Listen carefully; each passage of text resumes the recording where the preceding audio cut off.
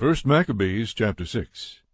King Antiochus was going through the upper provinces when he heard that Elmais in Persia was a city famed for its wealth in silver and gold.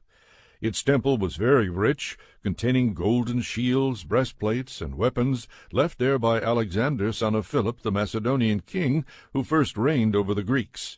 So he came and tried to take the city and plunder it. But he could not, because his plan had become known to the citizens, and they withstood him in battle. So he fled, and in great disappointment left there to return to Babylon. Then someone came to him in Persia, and reported that the armies that had gone into the land of Judah had been routed, that Lysias had gone first with a strong force, but had turned and fled before the Jews, that the Jews had grown strong from the arms, supplies, and abundant spoils that they had taken from the armies they had cut down, that they had torn down the abomination that he had erected on the altar in Jerusalem, and that they had surrounded the sanctuary with high walls, as before, and also Bethzur his town. When the king heard this news, he was astounded and badly shaken. He took to his bed and became sick from disappointment, because things had not turned out for him as he had planned. He lay there for many days, because deep disappointment continually gripped him, and he realized that he was dying. So he called all his friends and said to them, "Sleep has departed from my eyes, and I am downhearted with worry. I said to myself, to what distress I have come, and into what a great flood I now am plunged. For I was kind and beloved in my power, but now I remember the wrong I did in Jerusalem. I seized all its vessels of silver and gold, and I sent to destroy the inhabitants of Judah without good reason. I know that it is because of this that these misfortunes have come upon me. Here I am, perishing of bitter disappointment in a strange land." Then he called for Philip, one of his friends, and made him ruler over all his kingdom. He gave him the crown and his robe and the signet, so that he might guide his son Antiochus and bring him up to be king. Thus King Antiochus died there in the 149th year. When Lysias learned that the king was dead, he set up Antiochus, the king's son, to reign. Lysias had brought him up from boyhood. He named him Eupator. Meanwhile, the garrison in the citadel kept hemming Israel in around the sanctuary. They were trying in every way to harm them and strengthen the Gentiles. Judas therefore resolved to destroy them, and assembled all the people to besiege them. They gathered together and besieged the citadel in the 150th year. And he built siege towers and other engines of war. But some of the garrison escaped from the siege, and some of the ungodly Israelites joined them. They went to the king and said, "How long will you fail to do justice and to avenge our kindred? We were happy to serve your father, to live by what he said, and to follow his commands. For this reason the sons of our people besieged the citadel and became hostile to us. Moreover, they have put to death as many of us as they have caught, and they have seized our inheritances. It is not against us alone that they have stretched out their hands. They have also attacked all the lands on their borders. And see, today they have encamped against the citadel in Jerusalem to take it. They have fortified both the sanctuary and Bethzur. Unless you quickly prevent them, they will do still greater things, and you will not be able to stop them." The king was enraged when he heard this. He assembled all his friends, the commanders of his forces, and those in authority. Mercenary forces also came to him from other kingdoms and from islands of the seas. The number of his forces was 100,000 foot soldiers, 20,000 horsemen, and 32 elephants accustomed to war. They came through Idumea and encamped against Bethzur, and for many days they fought and built engines of war. But the Jews sallied out and burned these with fire and fought courageously. Then Judas marched away from the citadel and encamped at Beth-Zechariah, opposite the camp of the king. Early in the morning the king set out and took his army by a forced march along the road to Beth-Zechariah, and his troops made ready for battle and sounded their trumpets. They offered the elephants the juice of grapes and mulberries to arouse them for battle. They distributed the animals among the phalanxes. With each elephant they stationed 1,000 men armed with coats of mail and with brass helmets on their heads, and 500 picked horsemen were assigned to each beast. These took their position beforehand wherever the animal was. Wherever it went, they went with it, and they never left it. On the elephants were wooden towers, strong and covered.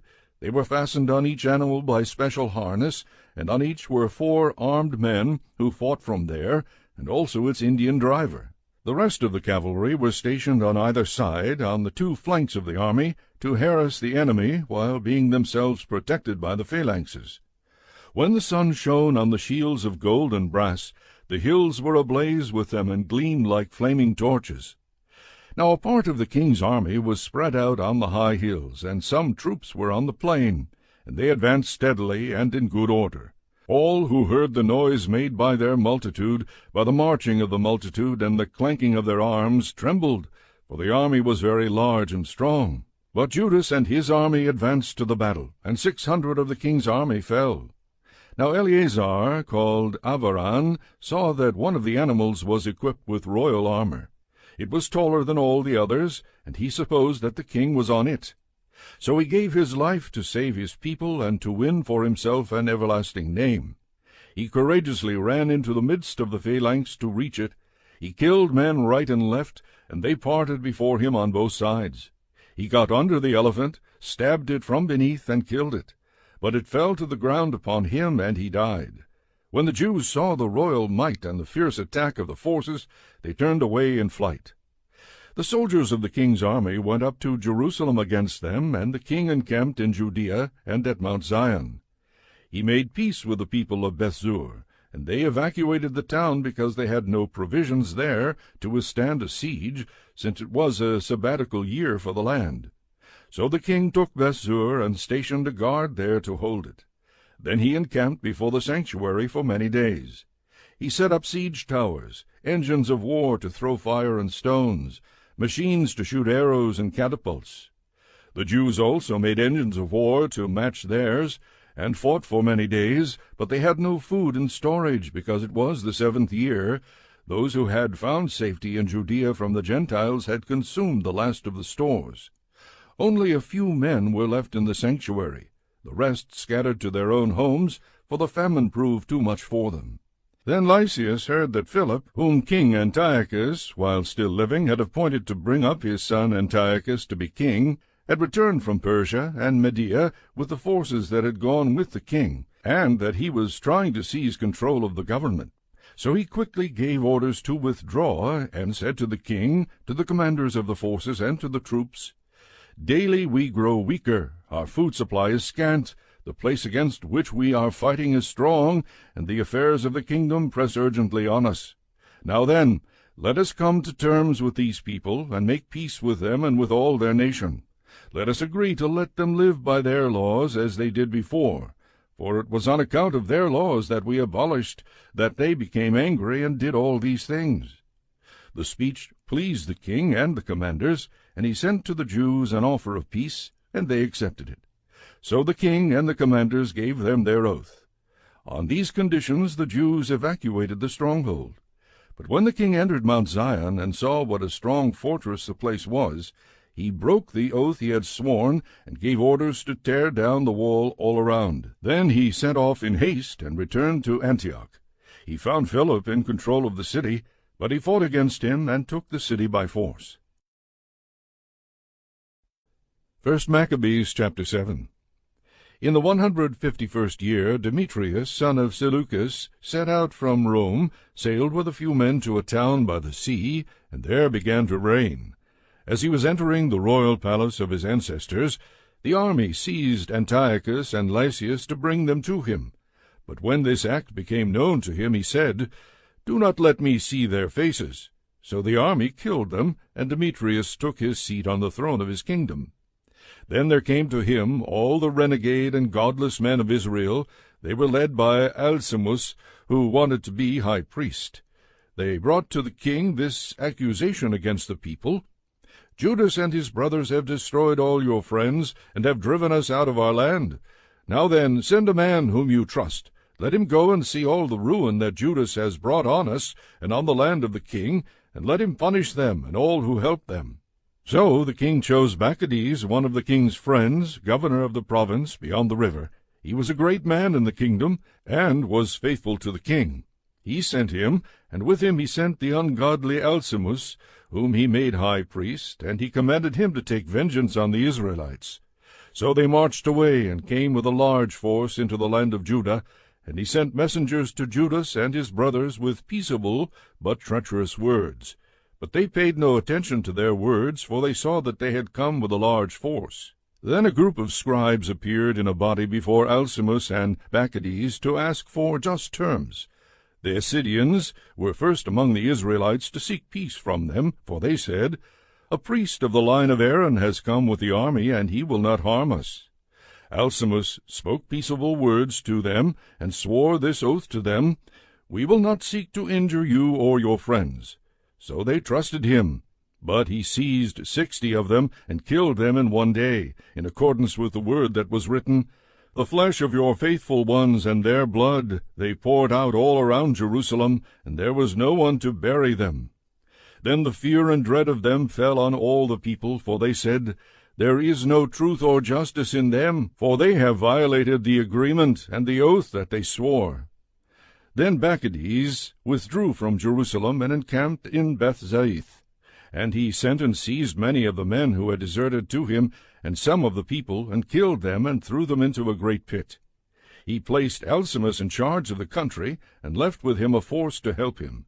Then Maccabees went back to the king. Alcimus struggled to maintain his high priesthood, and all who were troubling their people joined him. They gained control of the land of Judah, and did great damage in Israel. And Judah saw all the wrongs that Alcimus and those with him had done among the Israelites. It was more than the Gentiles had done. So Judas went out into all the surrounding parts of Judea, taking vengeance on those who had deserted, and preventing those in the city from going out into the country. When Alcimus saw that Judas and those with him had grown strong, and realized that he could not withstand them, he returned to the king, and brought malicious charges against them. Then the king sent Nicanor, one of his honored princes, who hated and detested Israel, and he commanded him to destroy the people. So Nicanor came to Jerusalem with a large force, and treacherously sent to Judas and his brothers this peaceable message, "Let there be no fighting between you and me. I shall come with a few men to see you face to face in peace." So he came to Judas, and they greeted one another peaceably. But the enemy were preparing to kidnap Judas. It became known to Judas that Nicanor had come to him with treacherous intent, and he was afraid of him and would not meet him again. When Nicanor learned that his plan had been disclosed, he went out to meet Judas in battle near Kaphar Salama. About 500 of the army of Nicanor fell, and the rest fled into the city of David. After these events Nicanor went up to Mount Zion. Some of the priests from the sanctuary and some of the elders of the people came out to greet him peaceably, and to show him the burnt offering that was being offered for the king. But he mocked them, and derided them, and defiled them, and spoke arrogantly. And in anger he swore this oath, "Unless Judas and his army are delivered into my hands this time, then if I return safely I will burn up this house." And he went out in great anger. At this the priests went in and stood before the altar and the temple. They wept and said, "You chose this house to be called by your name, and to be for your people a house of prayer and supplication. Take vengeance on this man and on his army, and let them fall by the sword. Remember their blasphemies, and let them live no longer." Now Nicanor went out from Jerusalem and encamped in Beth-horon, and the Syrian army joined him. Judas encamped in Adasa with 3,000 men. Then Judas prayed and said, "When the messengers from the king spoke blasphemy, your angel went out and struck down 185,000 of the Assyrians. So also crush this army before us today. Let the rest learn that Nicanor has spoken wickedly against the sanctuary, and judge him according to this wickedness." So the armies met in battle on the 13th day of the month of Adar. The army of Nicanor was crushed, and he himself was the first to fall in the battle. When his army saw that Nicanor had fallen, they threw down their arms and fled. The Jews pursued them a day's journey from Adasa as far as Gazara, and as they followed they kept sounding the battle call on the trumpets. People came out of all the surrounding villages of Judea, and they outflanked the enemy and drove them back to their pursuers, so that they all fell by the sword, not even one of them was left. Then the Jews seized the spoils and the plunder. They cut off Nicanor's head and the right hand that he had so arrogantly stretched out, and brought them and displayed them just outside Jerusalem. The people rejoiced greatly and celebrated that day as a day of great gladness. They decreed that this day should be celebrated each year on the 13th day of Adar. So the land of Judah had rest for a few days. 1 Maccabees chapter 8. Now Judas heard of the fame of the Romans, that they were very strong and were well disposed toward all who made an alliance with them, that they pledged friendship to those who came to them, and that they were very strong. He had been told of their wars, and of the brave deeds that they were doing among the Gauls, how they had defeated them and forced them to pay tribute, and what they had done in the land of Spain to get control of the silver and gold mines there, and how they had gained control of the whole region by their planning and patience, even though the place was far distant from them. They also subdued the kings who came against them from the ends of the earth, until they crushed them and inflicted great disaster on them. The rest paid them tribute every year. They had crushed in battle and conquered Philip and King Perseus of the Macedonians, and the others who rose up against them. They also had defeated Antiochus the Great, king of Asia, who went to fight against them with 120 elephants, and with cavalry and chariots and a very large army. He was crushed by them. They took him alive, and decreed that he and those who would reign after him should pay a heavy tribute, and give hostages, and surrender some of their best provinces, the countries of India, Media, and Lydia. These they took from him and gave to King Eumenes. The Greeks planned to come and destroy them, but this became known to them, and they sent a general against the Greeks and attacked them. Many of them were wounded and fell, and the Romans took captive their wives and children. They plundered them, conquered the land, tore down their strongholds, and enslaved them to this day. The remaining kingdoms and islands, as many as ever opposed them, they destroyed and enslaved. But with their friends and those who rely on them they have kept friendship. They have subdued kings far and near, and as many as have heard of their fame have feared them. Those whom they wish to help and to make kings, they make kings, and those whom they wish they depose. And they have been greatly exalted. Yet for all this not one of them has put on a crown or worn purple as a mark of pride, but they have built for themselves a senate chamber, and every day 320 senators constantly deliberate concerning the people to govern them well. They trust one man each year to rule over them, and to control all their land. They all heed the one man, and there is no envy or jealousy among them.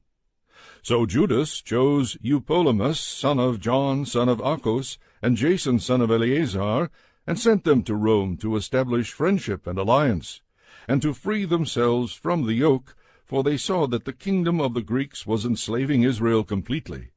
They went to Rome, a very long journey, and they entered the Senate chamber and spoke as follows. Judas, who is also called Maccabeus, and his brothers and the people of the Jews have sent us to you to establish alliance and peace with you, so that we may be enrolled as your allies and friends. The proposal pleased them, and this is a copy of the letter that they wrote in reply on bronze tablets, and sent to Jerusalem to remain with them there as a memorial of peace and alliance.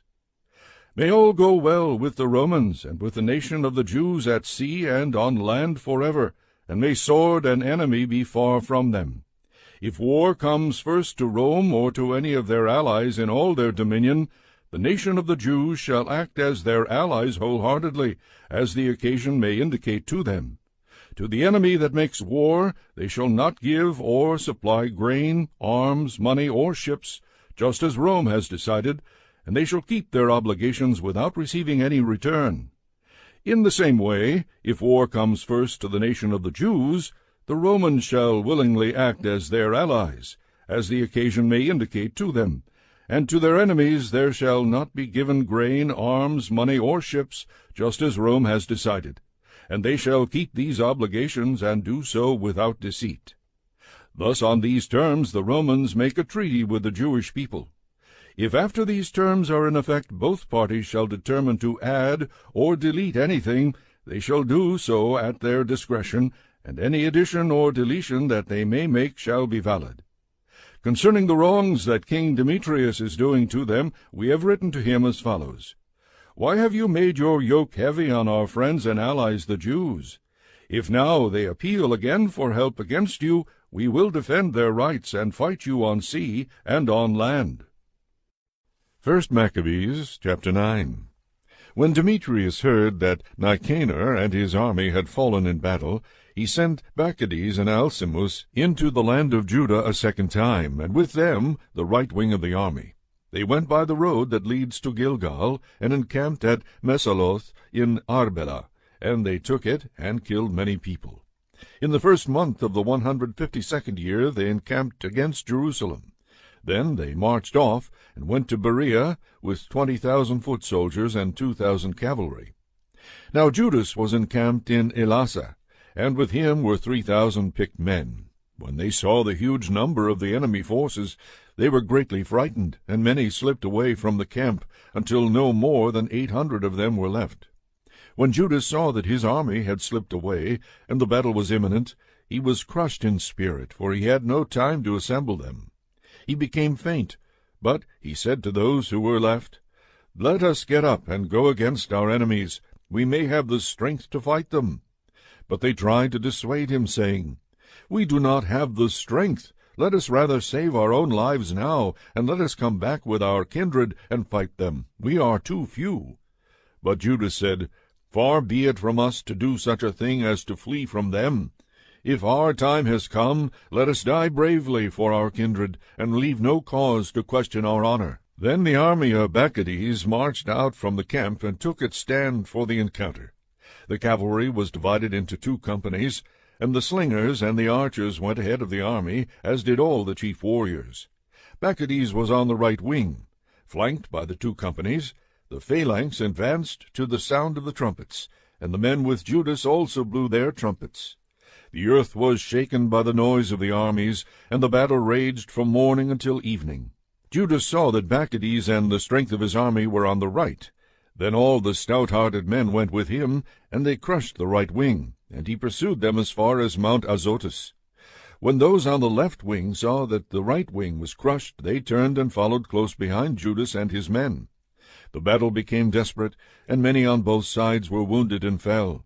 Judas also fell, and the rest fled. Then Jonathan and Simon took their brother Judas, and buried him in the tomb of their ancestors at Modian, and wept for him. All Israel made great lamentation for him. They mourned many days, and said, How is the mighty fallen, the Saviour of Israel? Now the rest of the acts of Judas, and his wars, and the brave deeds that he did, and his greatness, have not been recorded, but they were very many. After the death of Judas, the renegades emerged in all parts of Israel. All the wrongdoers reappeared. In those days a very great famine occurred, and the country went over to their side. Bacchides chose the godless, and put them in charge of the country. They made inquiry, and searched for the friends of Judas, and brought them to Bacchides, who took vengeance on them, and made sport of them. So there was great distress in Israel, such as had not been seen since the time that prophets ceased to appear among them. Then all the friends of Judas assembled, and said to Jonathan, Since the death of your brother Judas, there has been no one like him to go against our enemies and Bacchides, and to deal with those of our nation who hate us. Now therefore we have chosen you today to take his place as our ruler and leader to fight our battle. So Jonathan accepted the leadership at that time in place of his brother Judas. When Bacchides learned of this, he tried to kill him. But Jonathan and his brother Simon and all who were with him heard of it, and they fled into the wilderness of Tekoa, and camped by the water of the pool of Ashpar. Bacchides found this out on the Sabbath day, and he with all his army crossed the Jordan. So Jonathan sent his brother as leader of the multitude, and begged the Nabateans, who were his friends, for permission to store with them the great amount of baggage that they had. But the family of Jambri from Medeba came out, and seized John and all that he had, and left with it. After these things it was reported to Jonathan and his brother Simon, The family of Jambri are celebrating a great wedding, and are conducting the bride, a daughter of one of the great nobles of Canaan, from Nadabath, with a large escort. Remembering how their brother John had been killed, they went up and hid under cover of the mountain. They looked out and saw a tumultuous procession with a great amount of baggage, and the bridegroom came out with his friends and his brothers to meet them with tambourines and musicians and many weapons. Then they rushed on them from the ambush and began killing them. Many were wounded and fell, and the rest fled to the mountain, and the Jews took all their goods. So the wedding was turned into mourning, and the voice of their musicians into a funeral dirge. After they had fully avenged the blood of their brother, they returned to the marshes of the Jordan. When Maccabees heard of this, he came with a large force on the Sabbath day to the banks of the Jordan. And Jonathan said to those with him, "Let us get up now and fight for our lives, for today things are not as they were before. For look, the battle is in front of us and behind us. The water of the Jordan is on this side and on that, with marsh and thicket. There is no place to turn. Cry out now to heaven, that you may be delivered from the hands of our enemies." So the battle began, and Jonathan stretched out his hand to strike Maccabees, but he eluded him and went to the rear. Then Jonathan and the men with him leaped into the Jordan and swam across to the other side, and the enemy did not cross the Jordan to attack them. And about 1,000 of Maccabees' men fell that day. Then Maccabees returned to Jerusalem and built strong cities in Judea, the fortress of Jericho, and Emmaus, and Bethhoron, and Bethel, and Timnath, and Pharathon, and Tephon, with high walls and gates and bars. And he placed garrisons in them to harass Israel. He also fortified the town of Bethzur, and Gazara, and the citadel, and in them he put troops and stores of food. And he took the sons of the leading men of the land as hostages, and put them under guard in the citadel at Jerusalem. In the 153rd year, in the 2nd month, Alcimus gave orders to tear down the wall of the inner court of the sanctuary. He tore down the work of the prophets. But he only began to tear it down, for at that time Alcimus was stricken, and his work was hindered. His mouth was stopped, and he was paralyzed, so that he could no longer say a word or give commands concerning his house. And Alcimus died at that time in great agony.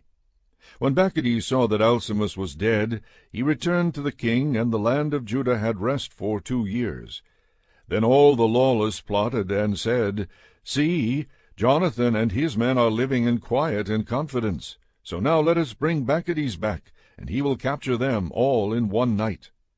And they went and consulted with him. He started to come with a large force, and secretly sent letters to all his allies in Judea, telling them to seize Jonathan and his men. But they were unable to do it, because their plan became known. And Jonathan's men seized about 50 of the men of the country who were leaders in this treachery, and killed them. Then Jonathan, with his men, and Simon, withdrew to Bethbasi in the wilderness. He rebuilt the parts of it that had been demolished, and they fortified it. When Maccabees learned of this, he assembled all his forces, and sent orders to the men of Judea. Then he came and encamped against Bethbasi. He fought against it for many days, and made machines of war. But Jonathan left his brother Simon in the town, while he went out into the country, and he went with only a few men. He struck down Odomera and his kindred, and the people of Phaseron in their tents. Then he began to attack, and went into battle with his forces. And Simon and his men sallied out from the town, and set fire to the machines of war. They fought with Maccabees, and he was crushed by them. They pressed him very hard, for his plan and his expedition had been in vain. So he was very angry at the renegades who had counseled him to come into the country, and he killed many of them. Then he decided to go back to his own land. When Jonathan learned of this, he sent ambassadors to him to make peace with him and obtain release of the captives. He agreed, and did as he said, and he swore to Jonathan that he would not try to harm him as long as he lived. He restored to him the captives, whom he had taken previously from the land of Judah. Then he turned and went back to his own land, and did not come again into their territory. Thus the sword ceased from Israel. Jonathan settled in Michmash, and began to judge the people, and he destroyed the godless out of Israel. 1 Maccabees chapter 10. In the 160th year, Alexander Epiphanes, son of Antiochus, landed and occupied Ptolemais. They welcomed him, and there he began to reign. When King Demetrius heard of it, he assembled a very large army and marched out to meet him in battle.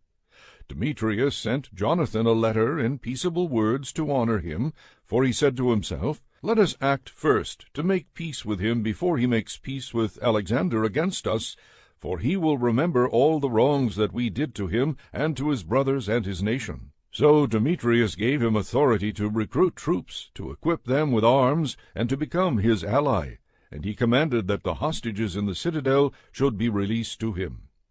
Then Jonathan came to Jerusalem, and read the letter in the hearing of all the people, and of those in the citadel. They were greatly alarmed when they heard that the king had given him authority to recruit troops. But those in the citadel released the hostages to Jonathan, and he returned them to their parents. And Jonathan took up residence in Jerusalem and began to rebuild and restore the city. He directed those who were doing the work to build the walls and encircle Mount Zion with squared stones for better fortification, and they did so. Then the foreigners who were in the strongholds that Maccabees had built fled. All of them left their places and went back to their own lands. Only in Bethzur did some remain, who had forsaken the law and the commandments, for it served as a place of refuge.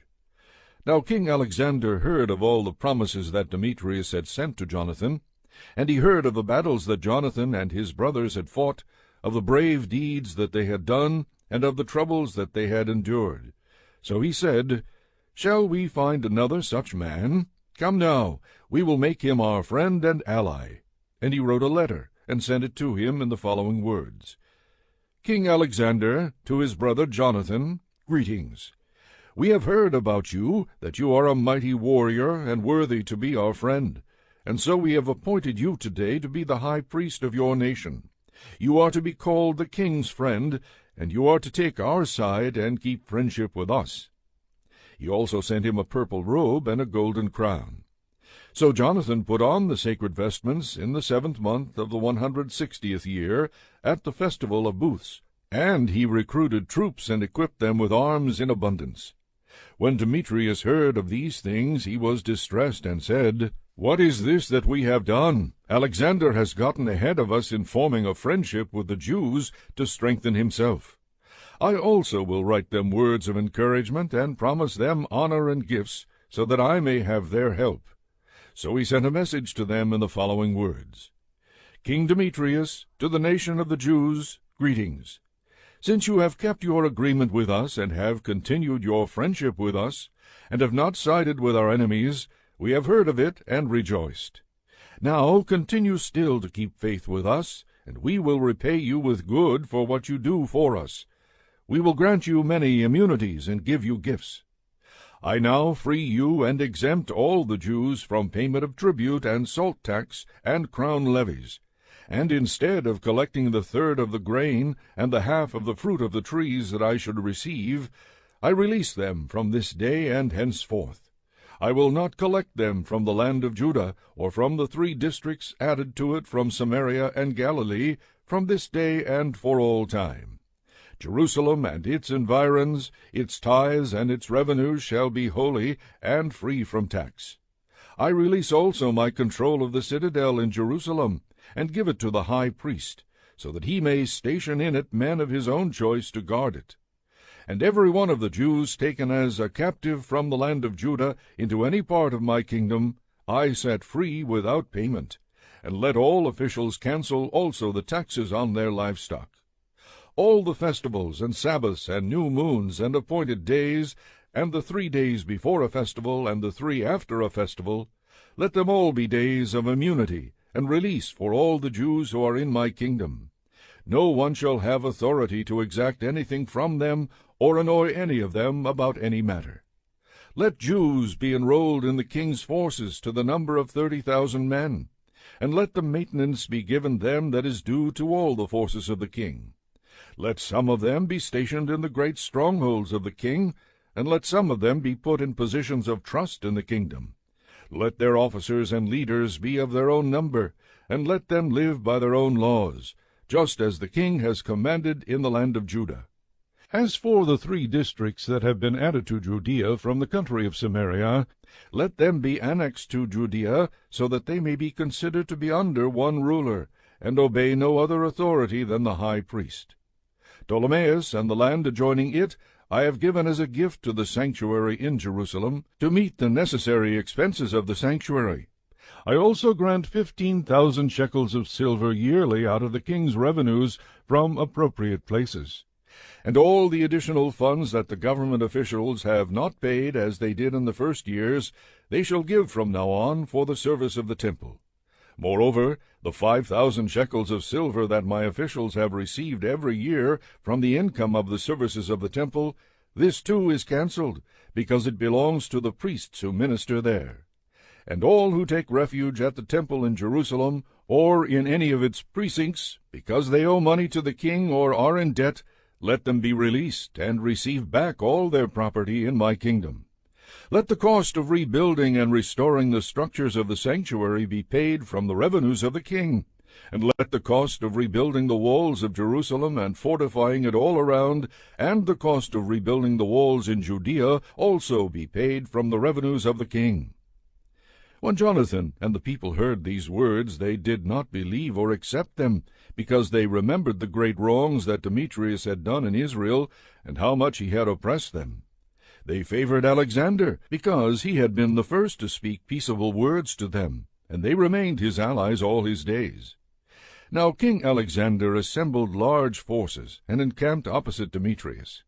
The 2 kings met in battle, and the army of Demetrius fled, and Alexander pursued him and defeated them. He pressed the battle strongly until the sun set, and on that day Demetrius fell. Then Alexander sent ambassadors to Ptolemy, king of Egypt, with the following message. Since I have returned to my kingdom, and have taken my seat on the throne of my ancestors, and established my rule, for I crushed Demetrius and gained control of our country, I met him in battle, and he and his army were crushed by us, and we have taken our seat on the throne of his kingdom. Now therefore let us establish friendship with one another.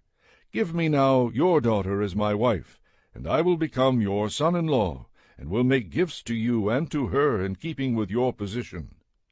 Ptolemy the king replied and said, Happy was the day on which you returned to the land of your ancestors, and took your seat on the throne of their kingdom. And now I will do for you as you wrote, but meet me at Ptolemais, so that we may see one another, and I will become your father-in-law, as you have said. So Ptolemy set out from Egypt, he and his daughter Cleopatra, and came to Ptolemais in the 162nd year. King Alexander met him, and Ptolemy gave him his daughter Cleopatra in marriage, and celebrated her wedding at Ptolemais with great pomp, as kings do. Then King Alexander wrote to Jonathan to come and meet him. So he went with pomp to Ptolemais, and met the 2 kings. He gave them and their friends silver and gold and many gifts, and found favor with them. A group of malcontents from Israel, renegades, gathered together against him to accuse him. But the king paid no attention to them. The king gave orders to take off Jonathan's garments, and to clothe him in purple, and they did so. The king also seated him at his side, and he said to his officers, Go out with him into the middle of the city, and proclaim that no one is to bring charges against him about any matter, and let no one annoy him for any reason. When his accusers saw the honor that was paid him in accord with the proclamation, and saw him clothed in purple, they all fled. Thus the king honored him, and enrolled him among his chief friends, and made him general and governor of the province. And Jonathan returned to Jerusalem in peace and gladness. In the 165th year, Demetrius, son of Demetrius, came from Crete to the land of his ancestors. When King Alexander heard of it, he was greatly distressed, and returned to Antioch. And Demetrius appointed Apollonius the governor of Celesyria, and he assembled a large force and encamped against Jamnia. Then he sent the following message to the high priest Jonathan. You are the only one to rise up against us, and I have fallen into ridicule and disgrace because of you. Why do you assume authority against us in the hill country? If you now have confidence in your forces, come down to the plain to meet us, and let us match strength with each other there. for I have with me the power of the cities. Ask and learn who I am and who the others are that are helping us. People will tell you that you cannot stand before us, for your ancestors were twice put to flight in their own land.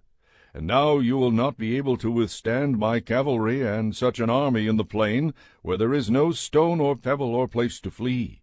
When Jonathan heard the words of Apollonius, his spirit was aroused. He chose 10,000 men and set out from Jerusalem, and his brother Simon met him to help him. He encamped before Joppa, but the people of the city closed its gates, for Apollonius had a garrison in Joppa. So they fought against it, and the people of the city became afraid, and opened the gates, and Jonathan gained possession of Joppa. When Apollonius heard of it, he mustered 3,000 cavalry and a large army, and went to Azotus as though he were going farther. At the same time he advanced into the plain, for he had a large troop of cavalry, and put confidence in it. Jonathan pursued him to Azotus, and the armies engaged in battle. Now Apollonius had secretly left 1,000 cavalry behind them. Jonathan learned that there was an ambush behind him, for they surrounded his army and shot arrows at his men from early morning until late afternoon. But his men stood fast, as Jonathan had commanded, and the enemy's horses grew tired. Then Simon brought forward his force and engaged the phalanx in battle, for the cavalry was exhausted. They were overwhelmed by him and fled, and the cavalry was dispersed in the plain. They fled to Azotus and entered Beth-dagon, the temple of their idol, for safety. But Jonathan burned Azotus and the surrounding towns, and plundered them, and the temple of Dagon, and those who had taken refuge in it, he burned with fire. The number of those who fell by the sword, with those burned alive, came to 8,000. Then Jonathan left there, and encamped against Askelon, and the people of the city came out to meet him with great pomp. He and those with him then returned to Jerusalem with a large amount of booty. When King Alexander heard of these things, he honored Jonathan still more, and he sent to him a golden buckle, such as it is the custom to give to the king's kinsmen. He also gave him Ekron and all its environs as his possession.